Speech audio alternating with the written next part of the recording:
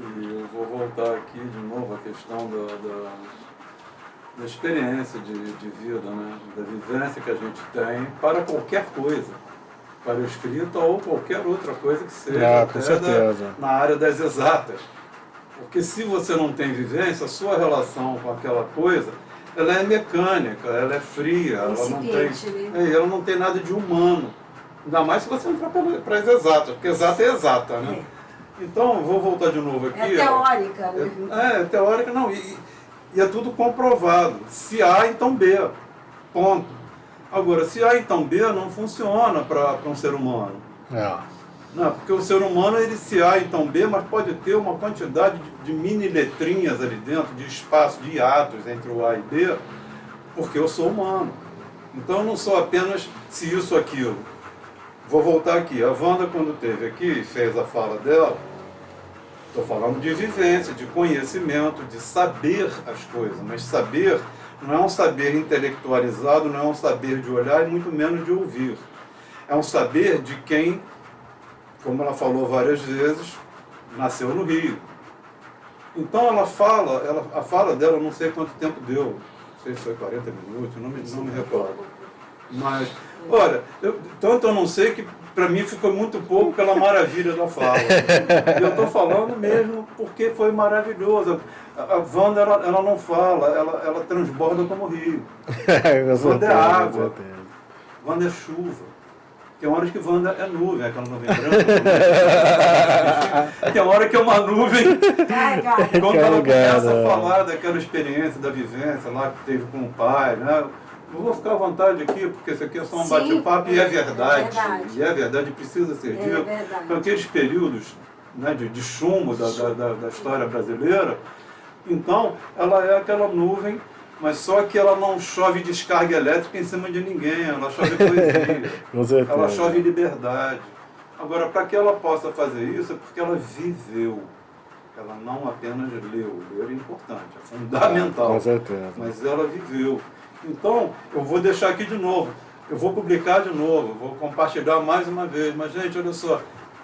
Vejam esse vídeo com a participação da Wanda Monteiro, assim como do Carlos Orfeu e todos que estão no canal. Mas é porque a Wanda, ela chegou aqui, poesia pura.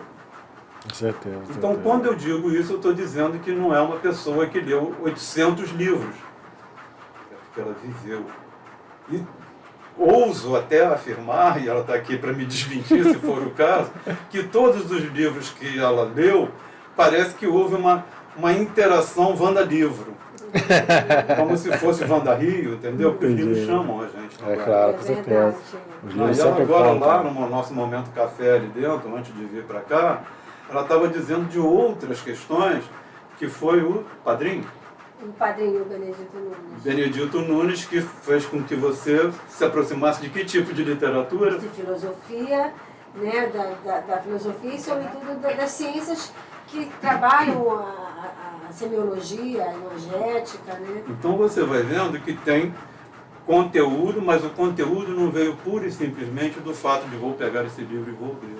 Existe uma história existe uma indicação de uma pessoa extremamente querida da Wanda, que levou para que ela fosse ler, e como você. Com certeza. E também lê filosofia, lê Heidegger, etc. Certeza. Assim. Eu acredito mesmo, sabe, Carlos e Paulo, que o mundo é um conglomerado de teias que vivem em cadeias e que há nessas comunidades biológicas que somos nós movimentos de ressonância e dissonância, né? Que as relações humanas são absolutamente intrincadas e entranhadas nesse processo de teia, né? Então, quando o Paulo diz que eu fui chamada, que a gente não escolhe os livros, mas os livros nos escolhem, é como se nós estivéssemos numa espécie de campo campo eletromagnético, um campo energético que trouxesse para a gente o que a nossa mente pede. Né? Então é um processo de ida e volta, de escolhas. Né? Então eu acho é por isso que às vezes as coisas não me surpreendem. É o fato de um Carlos Orfeu com 16 anos ter sido arrebatado pela imagem de uma árvore seca, num dia nublado, absolutamente melancólico, e que ele tenha visto naquela melancolia a poesia e sido arrebatado pela poesia, e depois ter procurado a leitura e se apaixonado pela poesia. Um menino que, via de regra, não teria nem porque está olhando para isso, porque não tem na vida familiar dele referências que o levassem para os livros de poesia. Sim, sim. Né? Mas é como se ele fosse chamado, né? Chamado. Então, o Cantagalha faz é um chamado. A gente atende o chamado. Outra coisa que o Carlos disse, né, como eu falou agora aqui, a poesia é um espanto.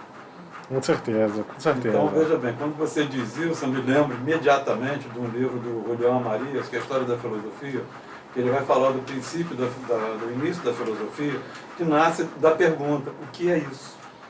O que é isso era o espanto, na verdade ele diz o assombro, né? Mas é o espanto. É o espanto daqueles homens lá, naquela época, diante das coisas. Então, ao invés de, diante do espanto, o que é isso? Que gerou o que é isso, poesia lá naquele que você falou. Para saber o que é isso, tinha que mergulhar no silêncio para ouvir o Logos. Exatamente. Tinha um outro processo, com certeza. Então lá a resposta foi, o que é isso? Filosofia, porque foi o início da filosofia. Quando então os homens não se satisfaziam mais com as respostas do sobrenatural e dos tantos e tantos e tantos deuses. Então era preciso que tivesse uma outra explicação que não fosse meramente essa explicação metafísica, sobrenatural. É uma explicação. Dogmática, né? É uma explicação humana, né? Isso. Que estão E você traz agora exatamente para uma outra questão. Diante do espanto, o que é poesia? Certeza. Então, agora, só para concluir. Para que o Carlos possa ter tido esse espanto diante das coisas, e até a Wanda colocou muito bem também, é o seguinte, é preciso que você tivesse uma bagagem de perguntas, de questões, de respostas e uma bagagem imensa de conteúdo dentro do Carlos, para que quando batesse, aí o texto flui, o texto sai. É verdade. Não existe escola de formação de poetas. Não existe. Existe. Como eu falei anteriormente, sou movido por incertezas. Que as certezas, elas são sempre uma miragem, né?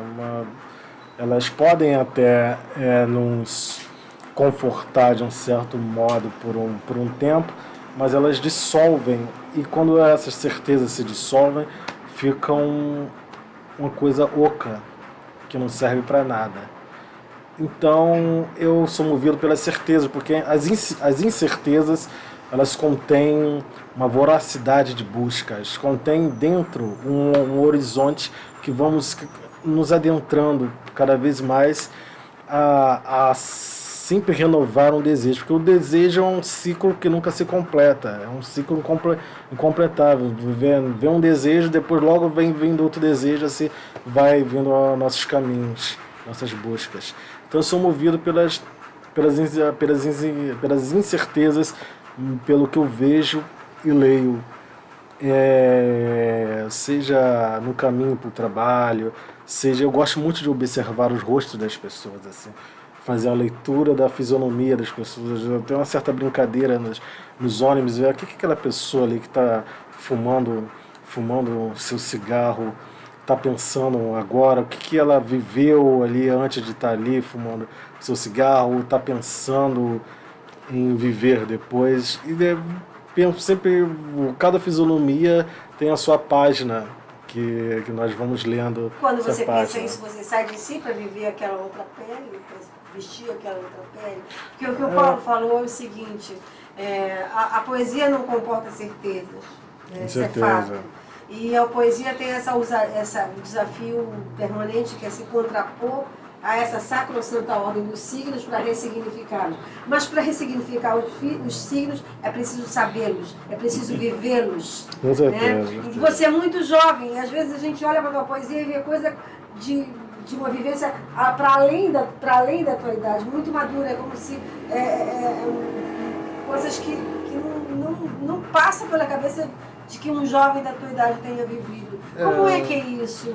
Porque uma espécie de canalização? Porque quando... O que é isso? Você tá algum tipo de conhecimento ancestral? Porque eu acredito que a gente nunca está só, né? A gente nunca é um. A gente é muitos. Então quando a gente está escrevendo, a gente nunca sabe quem tá no teu corpo escrevendo junto contigo, ao teu lado. Mas como eu, de forma assim, eu gosto de observar muitas pequenas coisas e desde a infância sempre fui muito introspectivo, assim, e o que me consolou meu primeiro contato com a forma poética, como eu falei anteriormente, foi com a música, que minha poesia ela não é musical, assim, ela não tem coisa musical, mas a minha forma às vezes, que me ajuda também a construir, eu penso em determinada música que me ajuda a construir determinado poema, assim, o clima a paisagem que aquela música passa, assim, a paisagem que aquela música me envia. E eu sempre fui esse jovem assim que na época andava pelas periferias, nos 17 anos eu andava muito com os punks, assim, nós saímos para as passeatas, assim, fazia coquetel molotov, jogava... Já viveu isso? Já vivi isso, só que eu andava com os punks e a minha outra referência era a influência mais do dark, né? Assim, na época eu via o pessoal, ou escutava a música dark de vanguarda, né? Assim, e até hoje ainda carrego esse sentimento, assim, eu costumo brincar, assim, que eu sou um pouco do lado negro da vida, um pouco Darth Vader.